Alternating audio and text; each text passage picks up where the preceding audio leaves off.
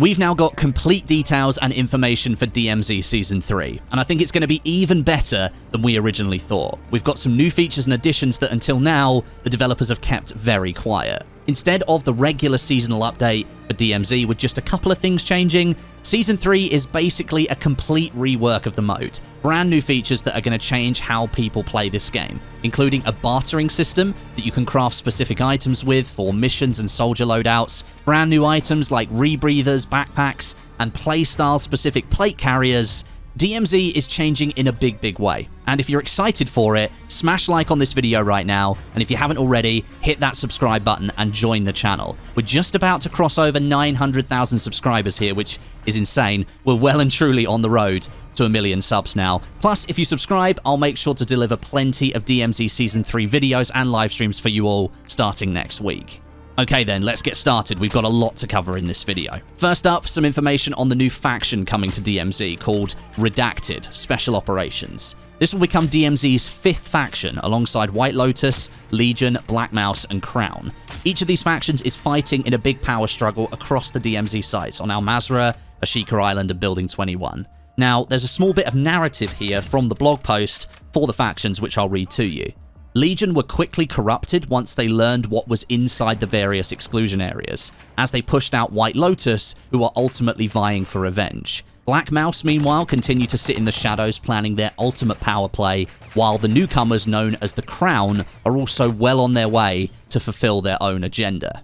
The Redacted faction is coming to join that fight, and we'll be getting 5 new tiers of missions for the faction. Tiers 1 to 3 will launch at the beginning of Season 3, and then Tiers 4 and 5 will come as part of the mid-season update. Now, none of the other missions that you've done for other factions are being reset for Season 3. You're keeping all your progress, which is a good thing. If you haven't finished all of those factions yet, don't worry. Throughout Season 3, you can carry on as if there was no change whatsoever. You can keep doing those missions.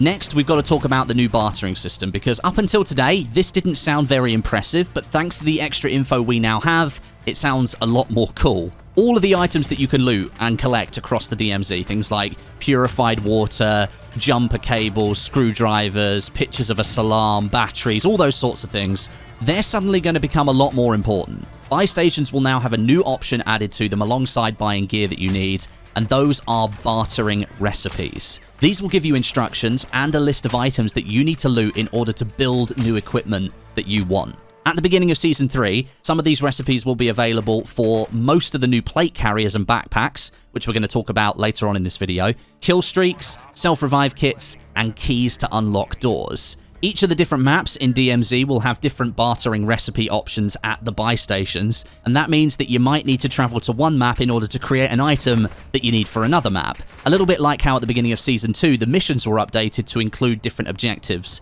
across the different maps. There will be dozens of these different recipes available at the beginning of the season, so you're going to be able to work on a bunch of different items and perhaps even be able to memorize those items and create something so that you could work ahead of going to the buy station and getting that barter recipe active. I can already see myself and Stod working on getting the items needed to craft the Room 302 key, so we don't have to spend another 3.5 weeks trying to find it. Bartering recipes, they're going to change how DMZ plays. Suddenly, it's not all about luck and chance of finding the right items. It's going to be about looting and working with your teammates so you can get together the items you need so you can craft the thing that you want. That fits in so much more with the gameplay loop of DMZ than previous. And the developers have done it in a way where you don't need to get all of those items and extract them out of the DMZ and then make them in a menu. You can do it all during a live match and then create the item you need at a buy station via a recipe. It's a very different way of doing things, and I'm pretty excited to see how it works in game.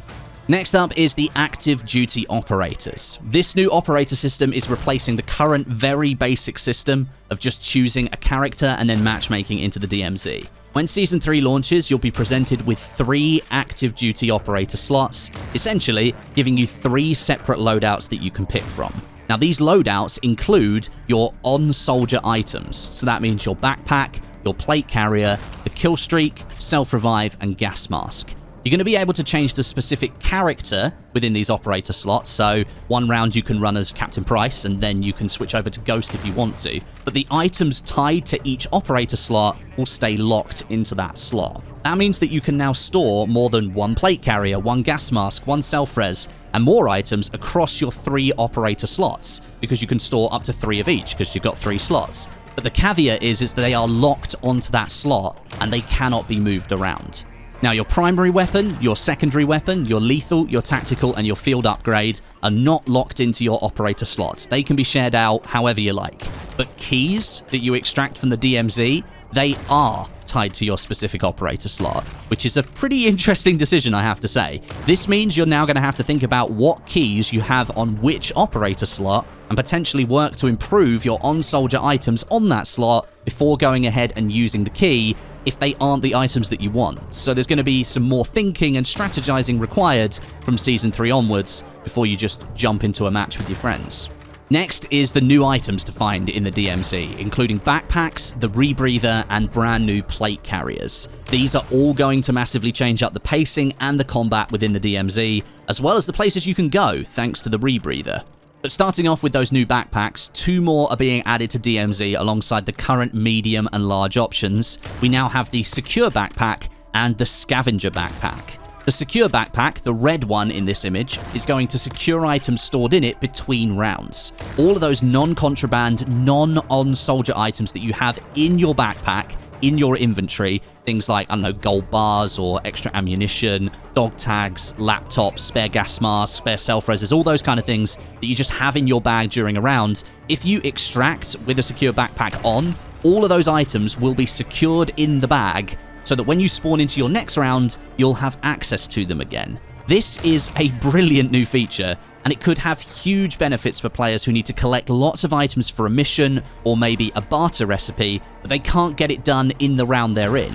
If they're wearing a secure backpack, they can bank all of those items by extracting with it on, and all of those items will be there next round. They can pick up where they left off, and they can get it completed. And plus, as an added bonus, the secure backpack will save items to the active duty soldier being used if the player is eliminated in an extraction zone. So even if a team rolls up on you and kills you just as you're about to extract, your items are going to be saved. This is going to be huge for DMZ. It's going to be a very sought after item in the DMZ, I can tell you right now. And there's even going to be a barter recipe in the buy stations that will allow you to craft the secure backpack if you can't find one. So that is definitely something that you'll want to work towards. And then the second new backpack is the scavenger backpack. That's the blue one. This removes the 3rd weapon slot that you usually see in medium and large bags, and it replaces it with additional item slots. So it's perfect if you're trying to complete a mission with lots and lots of items to loot, or if you're trying to barter for equipment at a buy station and you need to carry lots of different items. Then there's the new Rebreather item. This will be a field upgrade, and this is going to allow anyone using it to breathe underwater for a lot longer than just holding their breath. There may well be some missions in Season 3 that ask us to go diving for items on Ashika Island or exploring the shipwrecks on Al Mazrah, and this Rebreather will be perfect for those situations. Just like the stim pistol that you can already use, the Rebreather has multiple uses on it before it expires, and it can even be used as a 2-handed melee weapon. First person to get a Rebreather kill gets 1 billion views on TikTok. And then there's the new plate carriers. These are really interesting. Coming with DMZ Season 3, we have 4 brand new plate carriers, each built to support a different playstyle and provides benefits towards each as well. First of all, the tempered plate carrier. That's going to reduce the amount of plates in the carrier from 3 to 2, but each plate will move up from 50 HP to 75 HP. So it gives you the same amount of armor protection, but filling the plate carrier takes less time, 2 plates instead of 3. The new 3-plate medic vest will grant faster revives on teammates and faster self-revives if you're wearing one. Great for medics on the team. Then the 3-plate comms vest is going to act as a signal booster, and it's got a few different benefits. The duration of all UAV, so that includes the UAV kill streak, UAV towers, and those little enemy AI radios, all of those are increased, and it makes them function like advanced UAVs, meaning they're going to show player direction and location on the minimap. And this vest also gives you an audio cue when an enemy operator is nearby, so it's a little bit like an audible version of the High Alert perk. And this is going to be great for solo players because it's going to give them so much more information about where enemies might be around them. If you're playing solo DMZ, I'm saluting you right now. It's really difficult to do that, but this plate carrier right here, it's got solo written all over it. And then lastly, we have the Stealth Plate Carrier. This comes built in with the Ghost perk, keeping you off the enemy UAV and enemy radars, and it keeps you in a low profile. Plus, mid-season update, we're going to be seeing armor satchels making a return from Warzone 1. They're coming to DMZ. That's going to allow you to carry more plates on your soldier at any one time. I think at the moment, you can only carry 3 on your soldier. In Warzone 1, you could carry 5, and then you picked up an armor satchel, and it increased that number to 8. So I expected to do something similar to that. And then there's also skeleton keys coming to DMZ Season 3. These will allow players to open any locked door across the 3 different maps. I don't know about how many uses it's got. I'm assuming 1, because that would be way too overpowered if it had anything more, but the only thing a skeleton key cannot do is give you access to Building 21. You need a DRC access card for that. These skeleton keys, they can only be made through barter recipes, which means you're going to have to go looting for a lot of items to make one, and it also means they will be extremely valuable. So you might want to hold on to it for a very specific door opening, or maybe you've got a mission that you're struggling to find a key for, you could build a skeleton key and use it for that mission. Or maybe I'll just use it for room 302, because I still haven't found it. It's taken forever to find that thing. Moving on from new items, we now have some brand new extraction methods for DMZ Season 3, and one of them is called Birds in the Sky. This sees the return of the all-powerful heavy chopper to the mode. The one that used to be in DMZ and used to be in Warzone 2, but it was removed because it was far too powerful. Well, now it's back. It seems to have been balanced a bit better, and I think it's filling a quite cool role here. Heavy choppers are going to start with absolutely no fuel in them whatsoever. They are completely empty. And to get one into the sky, you have to find special fuel for it around the airport. Once it's fueled up, you can fly it around the map as you would a normal chopper. But of course, it's not going to be as maneuverable as the smaller choppers, but it will be able to tank a hell of a lot more damage. You can use it for mission tasks or hunting other teams if you're so inclined. But the added benefit is that you can fly it out of bounds and use it to completely extract from the DMZ. A timer will pop up when you fly out of bounds, just as you would if you were exfilling normally, and once that timer is complete, you will exfil and the round is over. I can see this being a very clutch exfil option for late game, when you're struggling to get out via a normal exfil, or if you're a solo and you don't want to do a hostage contract. And then a second new exfil option called Private Exfil. This is being added to the buy station, and this will come onto the map at one of the predetermined but unused exfil points for the round. So you know there's like 20 different exfil points across Al Mazrah, that each round 3 of them are picked for an exfil point. Well, this Private Exfil will then choose one of those at random that's not being used, and then you use it as an exfil chopper to get away.